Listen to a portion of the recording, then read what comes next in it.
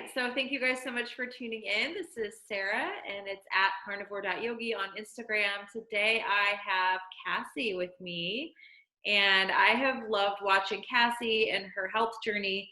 And there's so much I know that she has for you guys as far as wisdom goes. So thank you, Cassie, for coming on. Thank you so much for asking me to come on. Yeah. So tell everyone a little bit about your health journey and how you ended up going to carnivore. Yeah, so for the past about 4 years or so, I have been experimenting with different low carb, kind of ketogenic dieting. And I've been paleo for probably about 5 years. So that I kind of came to just kind of by default when I started feeling really, really crappy after my pregnancy. I started having some hormonal issues, and I kind of just fell into more of a paleo lifestyle from the CrossFit influence. And there was a whole, for a few years ago, it was all about the CrossFit and everyone was eating paleo. So I started eating paleo. And from there, I just kind of took it to more of a low carb approach because I always felt better eating more low carb. So I haven't been eating a lot of carbs for quite a while, but the carnivore thing started for me last March, towards the middle or the end of March, when I was dealing with some skin issues that would not resolve no matter what I had tried. And everything from a dietary approach, I mean, it wasn't making any sense because the things that we would initially think is, sugar or dairy or gluten or anything like that was already cut out of my diet for quite a while. So then I had started looking at more environmental factors and why I was experiencing the cystic acne and started getting really itchy scalp and just kind of some weird things going on where I thought, okay, maybe there's a fungal issue or maybe there's mold in our shower. And so all these different things that I started thinking about, I had changed a lot of stuff in our house, all household cleaning products. And so finally, my boyfriend had been doing carnivore for about a year, or a little over a year at that point. So finally, I just said, you know what? I'm going to go to this complete elimination diet and cut everything out because at that point, I was eating a lot of meat. So it was very high protein and high fat at this point, but I still also had several plant foods in there. It was maybe just 5 or 6 different things that I was still eating at that point. So once I actually eliminated all of the other plant foods is when I finally found relief in the cystic acne. Within about 2 weeks, I noticed almost complete improvement in that and the itching on my scalp and my head and kind of these like hive reactions that I was having. So that's been kind of my whole thing the last 10 months or so with the carnivore diet, but I've also been trying to experiment and add things in. And I will say yesterday we did a raw coconut experiment. We got coconut. And I mean, it was a whole process trying to deflush them and make our own coconut butter, but I reacted so bad to it. And I had hives, itching, and woke up like swollen. So I don't know if this video can show that, but I was pretty miserable this morning. So I know, so carnivore has kind of been my safe haven in a way, because now I know it's probably going to take several days for my body to kind of go back to its baseline. Yeah. But yeah, that's kind of how I've been utilizing the carnivore diet, and it's been really interesting. So you're also an NTP, correct? A Nutritional Therapy Practitioner? Yeah. I went through the Nutritional Therapy Association. And so how long have you been doing that, and how did your, foray into carnivore, did that conflict with that, or did you find it helpful? What are your thoughts on that? Yeah, so I think with the NTPs and the other people who've gone through the NTA program, everyone kind of utilizes it very differently. Yeah. And what we actually do in practice, I work for my dad's chiropractic office. So what we do is we utilize nutrition response testing, which is a form of muscle testing that a lot of people might not be familiar with. But we do focus on utilizing a lot of supplements, herbal therapies, and animal glandulars and organ complexes and things to help people through different issues. We deal with a lot of heavy metal and chemical issues, toxicities, different immune challenges, different stressors. So with that said, there sometimes is a lot of talk about diet, but sometimes there isn't, because depending on what somebody comes to us for, sometimes we don't always get into all the dietary stuff. If somebody just has, you know, more of a heavy metal toxicity or something, we're not really going to be dealing too much with dietary interventions at that point. But so with that said, it has been, it's kind of a slow process where I'm starting to talk about it a little bit more and implement it a little bit more. And for the people who I think would be interested, you know, I bring it up, but it's still hard, I think, and a challenge on my end to connect it with everything that we're doing and with the people that we have coming into us. It's still a very foreign concept. So in the position that I'm in now, it's still sort of difficult to bring that up to people. I don't think everybody that's coming in needs to be on a carnivore diet, but I definitely, I'm learning to try and take bits and pieces. And obviously, one of the main things I recommend is low carb, and a lot of people go from the low carb to the carnivore diet depending on their health issue.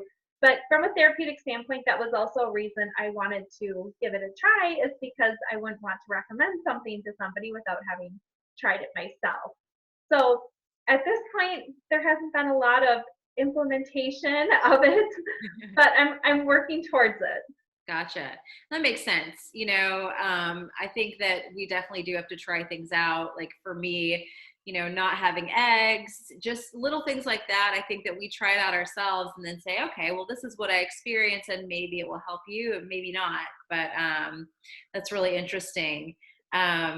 I wanted to talk a lot about because I think what a lot of people talk about is the inability to build muscle on carnivore. And I know that that is, people that want to follow you can find your Instagram. I'll let you give your handle real quick, but that's one thing that you are really into. You're very physically active, you work out, you build a lot of muscle, you have an amazing physique.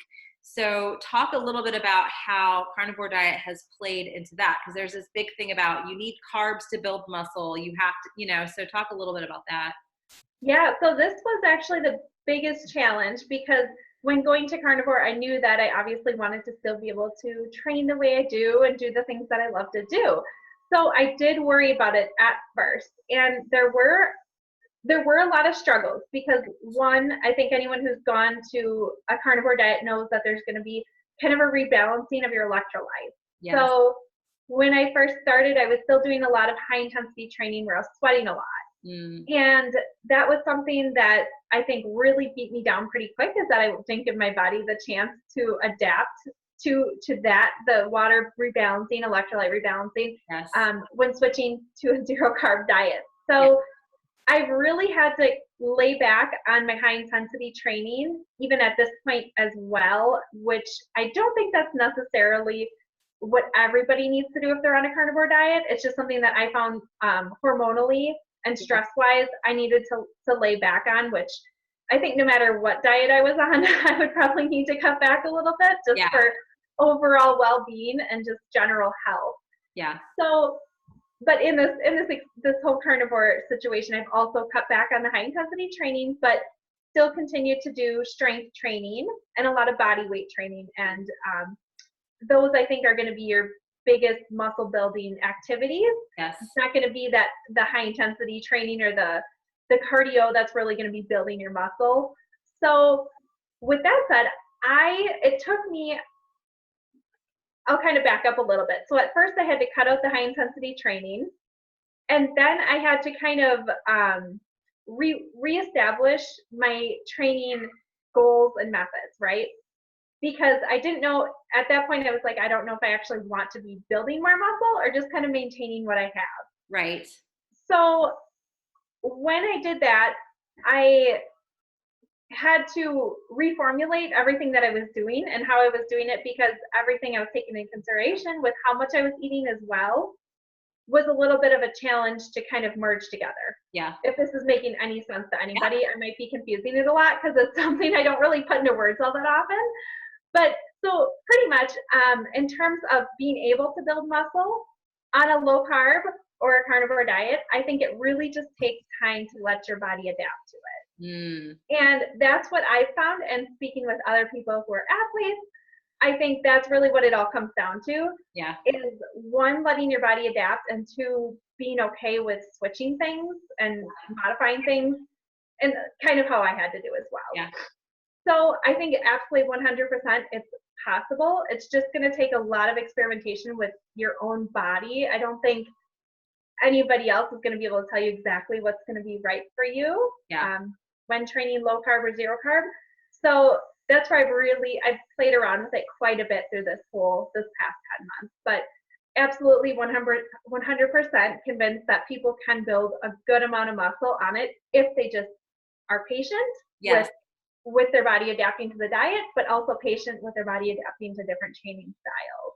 Yeah. And I think I watched a lot of your journey, and you've been so open, and people again can find you on Instagram and kind of scroll back through that. But I love how open you've been with this. And, when I started Carnivore, I actually quit weight training completely for a little while because of that adaptation period. And I was encouraged by my functional medicine doctor to just allow my body to rest. And I see a lot of people that want to start this and they want to keep up the CrossFit and keep up what they were doing. And so that's good to hear from you, that there needs to be a little bit of scaling down to let your body, switch the, electrolytes, just let everything kind of adapt to the way of eating. And then you can start again to build and to change.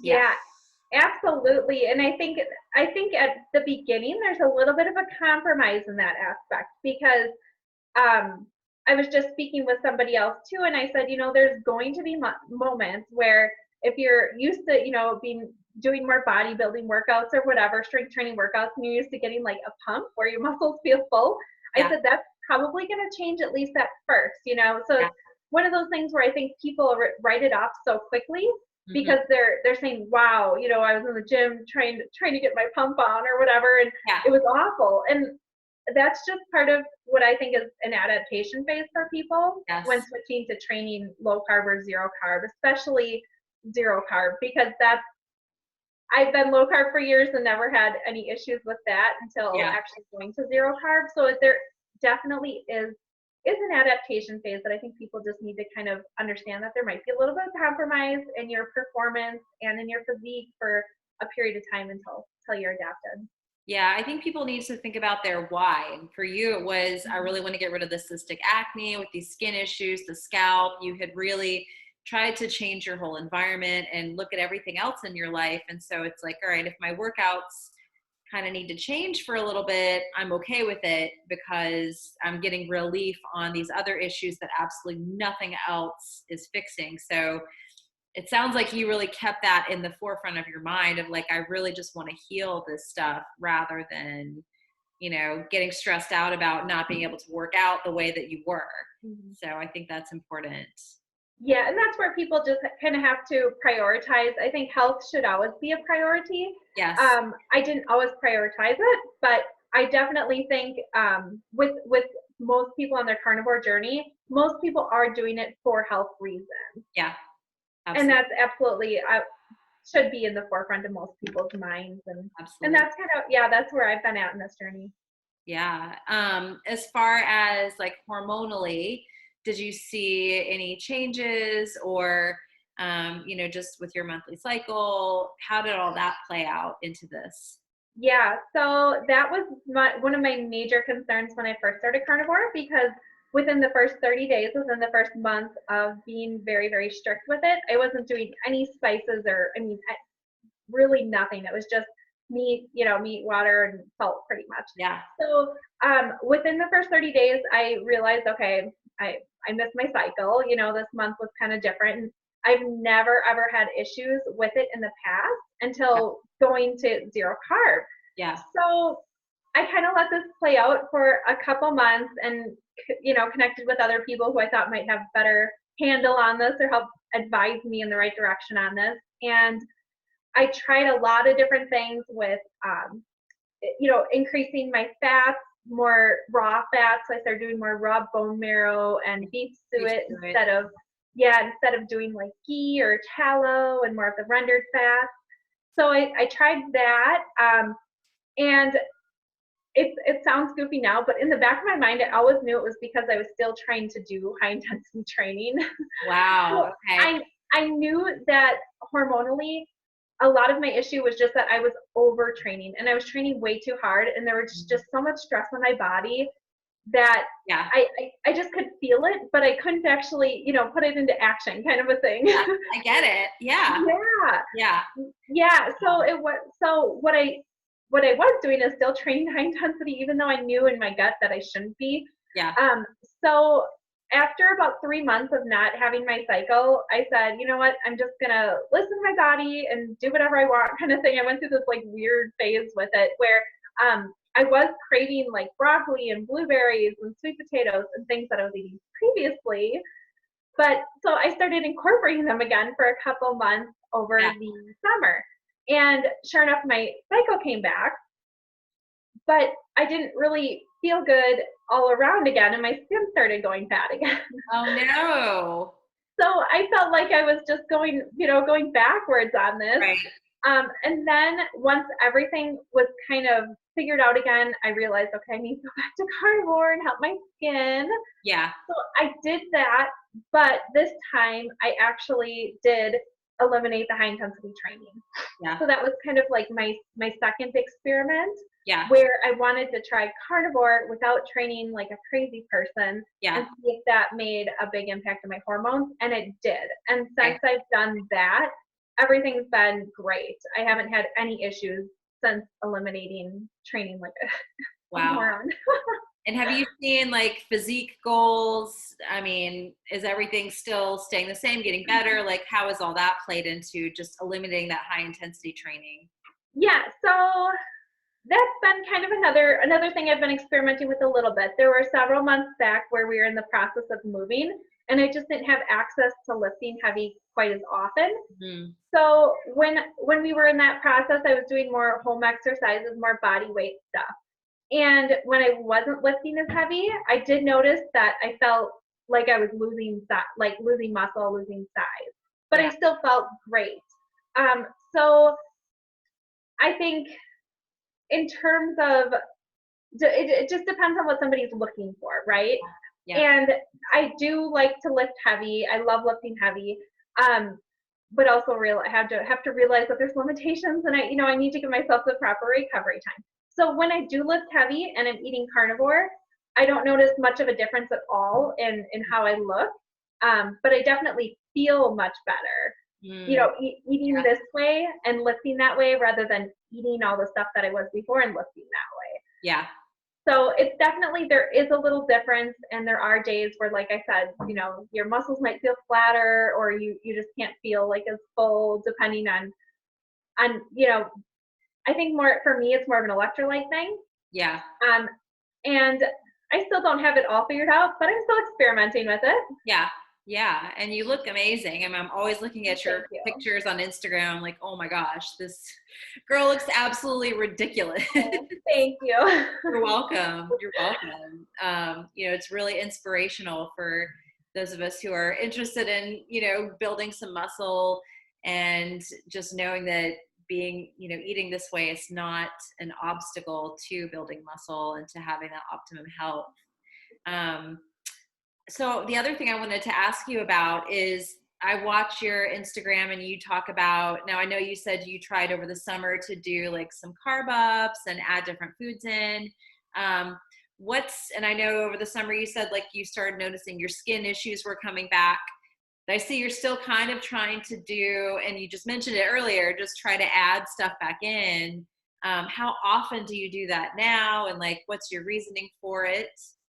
Yeah, so I started doing more experimentation with adding in other ketogenic foods, more high fat foods, about maybe a month ago or so. Mm-hmm. And I've started, so for some people it seems kind of goofy because they say, well, if you feel really, really great eating carnivore, why don't you just do that?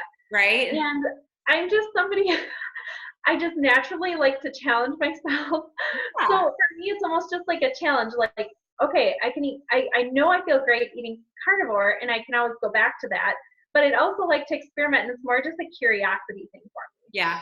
And it's also just to kind of test and say, hey, was there just maybe like some sort of internal dysfunction going on where I couldn't tolerate these other foods? Yeah, like Maybe, or yeah. So I'm like, maybe things are healing and maybe I can tolerate other things better now. yeah.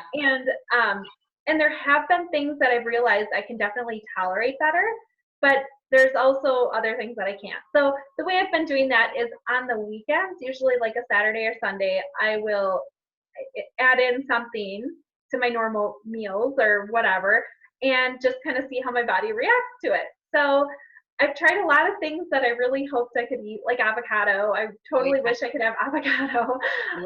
But I know, and I do. I thought I did. My body doesn't love them. So so I've just been kind of going through this experimentation phase where I'm adding in things that just kind of appeal to me.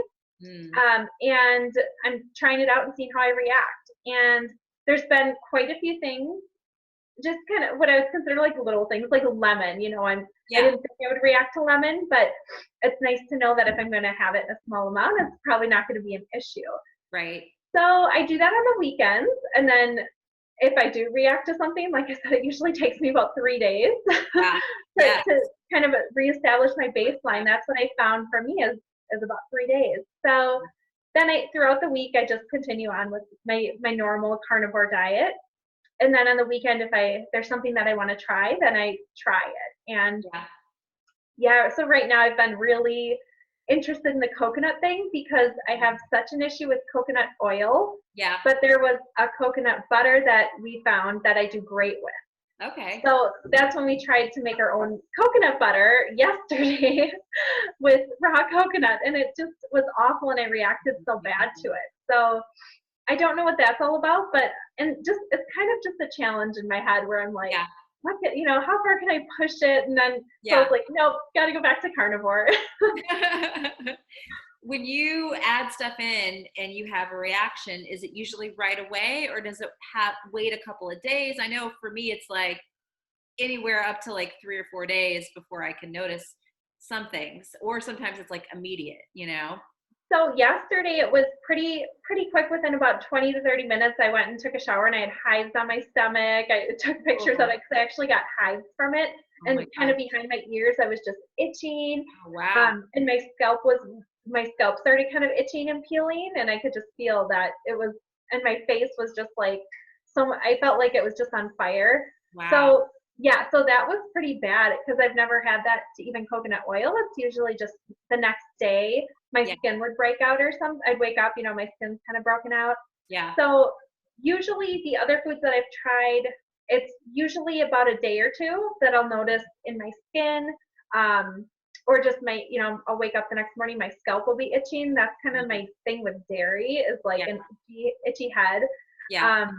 And I'm trying to think, the avocado, actually, I feel it like I get kind of a scratchy throat every single time I eat avocado.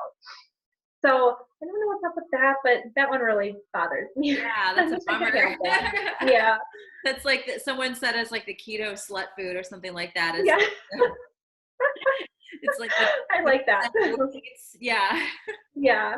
Yeah. Well, I mean, it's so good that you're patient enough to do this, that you're able to do this, because I think so many people just are eating whatever because they like it and they enjoy it, and they're not really stopping and taking a moment to see, maybe, is this causing that nagging knee pain, or is this causing, that itching or that eczema or whatever's going on with me? They just eat it, so this is, I think, really cool for people to hear that you can actually establish a baseline, and you don't have to stay carnivore forever. There's no carnivore police. There's no dogma involved in this way of eating. It's like, okay, you find what works for you. So, I mean, I think it's cool. I love watching all your experiments, and yeah.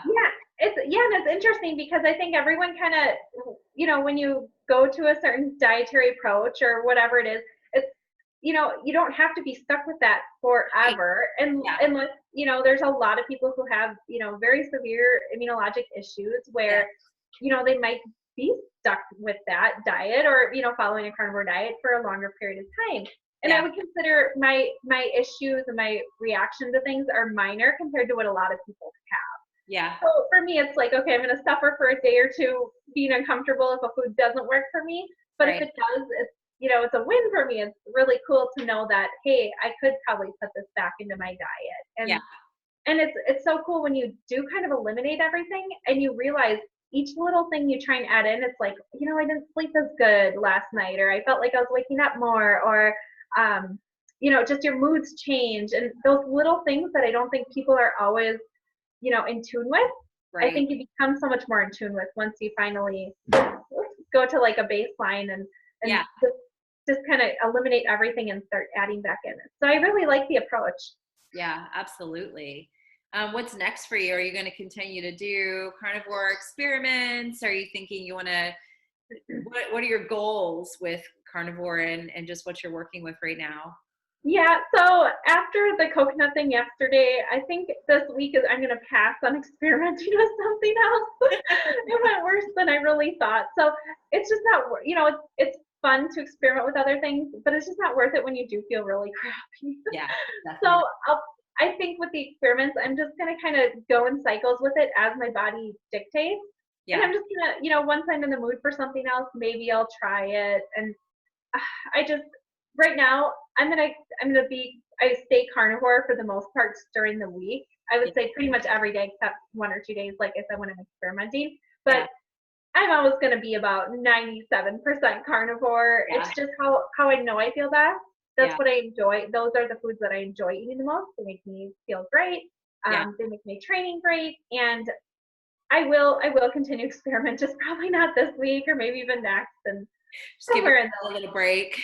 Yeah, give it a little break, let my body just kind of reset with everything, and then I'll try again. But I think that it does take a lot of patience, but it's just, I'm just learning. I'm just continuing to learn on this journey, just like everybody else. Yeah.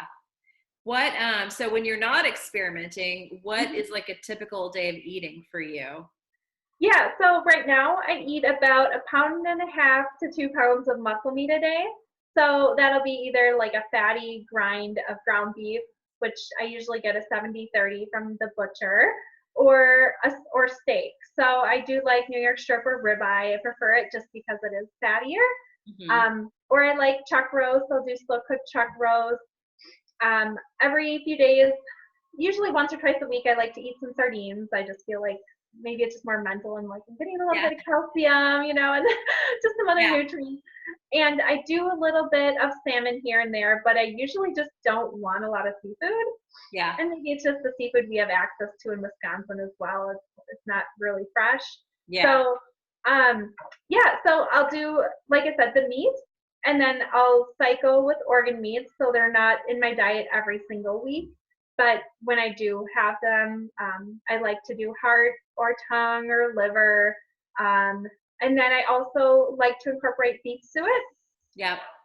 So that's kind of my way of getting more fat. And I've noticed since adding more fat, I do feel great. When I don't have enough, that's when I start to feel kind of icky when I'm on carnivore. Yeah. And I also like raw bone marrow, which I don't do as often. But when we have it, that's something that I'll eat as well. But right now, I just keep it really, really simple. Have been hungrier for chicken lately, so I've been doing a little bit more chicken. But otherwise, it's really simple, and I feel best just eating red meat and salt and water. So. Oh, that's awesome. I mean, that sounds great. Sounds like you've got it kind of figured out, dialed in. Do you do any extended fasting at all, or is it mostly just 2 meals, 3 meals? I do 2 meals a day, and I don't usually do extended fasts unless the day before, like since yesterday, the coconut thing went so bad. I'm still fasting today. It's about 1 o'clock here now, 1 p.m. So now I haven't eaten yet today just because I feel like I feel best when I let my body kind of reset. Yes. So, and really I just haven't been hungry. So, I guess I kind of intermittent fast when my body wants to, but I don't force fast. Right.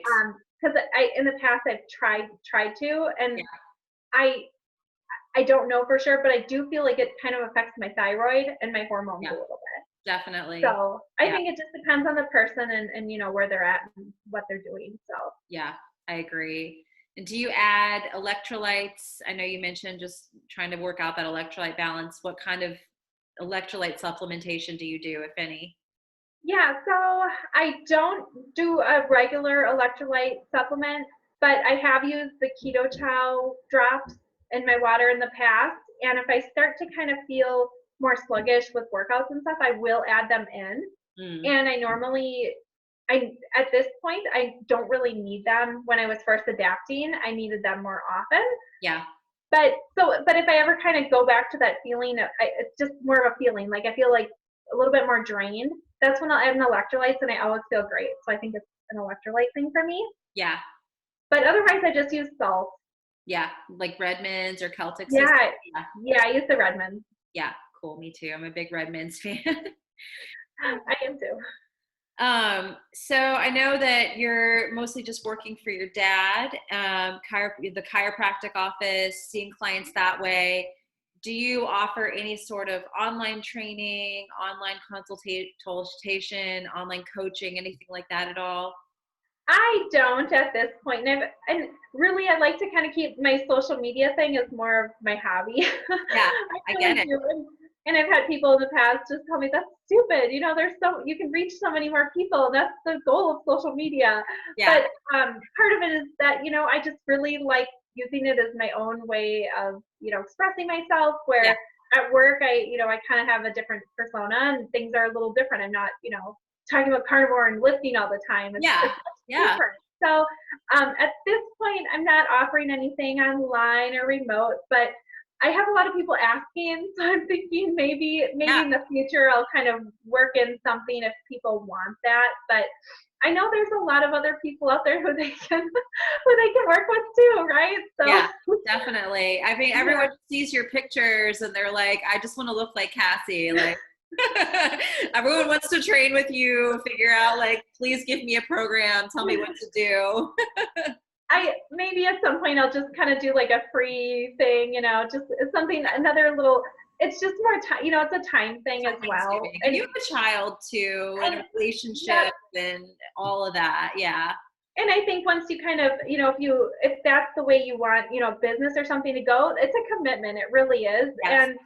And I think I know this is a little off topic, but I also kind of try to stay off of it as there. Yeah. I Yeah. don't want to be committed to having to be on, Yeah. on the internet or on social media all the time. And I think if I would jump into that, I would be committed. Because you'd feel responsibility to those clients, Yeah. those people out there. And I totally get that. Like, you have to, and everyone I've talked to in this space, like, they have to really establish boundaries around that, Hmm. including myself, which I'm not great at. I'm having to work around boundaries around the social media, the YouTube comments and Instagram and all that, because once you start putting information out there and people are wanting to work with you, you feel a certain level of responsibility to check back in on that stuff you've put out there. Yeah. So that is a really good point. Really Yeah. good point. Yeah. But if people want to find you, what's your Instagram handle? How could they find you? Yeah. On Instagram is great. And it's Cassie_Wild. So that's CASSIE_Wild, WILD. I love it. And I guess any parting thoughts, anything like any words of wisdom you'd like to leave with people out there? I think most people, people who are watching your channel and knowing what you're doing too, if they're interested in a carnivore diet, I think the biggest thing is to be patient. Mm, And, sometimes in these situations, people might feel a little worse before they feel better. yes. So I really think with anybody who's on their health journey, patience is the most important piece of all of it. And when I talk to people and they ask my one piece of advice, I really think it's patience and Yes. explaining to people that you're going to have to be patient to start to feel well. I agree 100%. That's awesome advice. Well, thank you so much for joining me today. And I know this is definitely going to help a lot of people and so much wisdom. So you guys make sure you go follow Cassie.